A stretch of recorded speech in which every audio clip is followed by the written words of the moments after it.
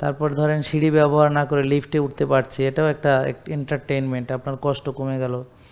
না হেঁটে গাড়িতে চললেন, রিক্সায় চললেন, সেটা আর একটা এন্টারটেনমেন্ট, সেটা আপনার কষ্ট কমে গেল।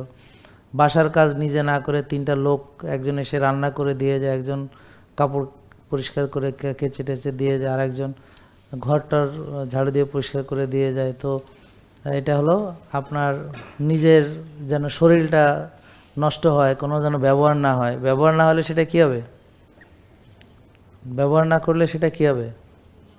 নষ্ট হবে। তো সেটা হলো তার বিলাসিতা, আরাম আয়েশ। আমার জানো না, তোমার ভাই আমার একটু কষ্ট দেখতে পারে না, একবারে 3-4টা লোক রেখে দিছে, আবার ওয়াশিং মেশিন আছে, ডিশ ওয়াশার আছে, রিমোট কন্ট্রোল আছে, হ্যাঁ, তারপর লিফটওয়ালা বাসা, মানে সুখ আহার সুখ, আর অসুখ আর অসুখ। আর হইলো কয়দিন পরে কি মাজা শেষ, গিরা শেষ, কয়দিন পরে ইনসুলিন মারে, থলথলিয়া শরীর হয়ে গেছে, ঠিক আছে।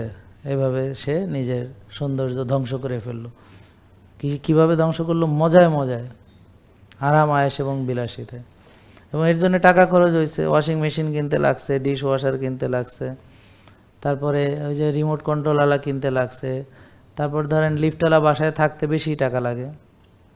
3জন মহিলা তার বাসায় এসে কাজ করে, তার জন্য 3জনকে বেতন দেয়।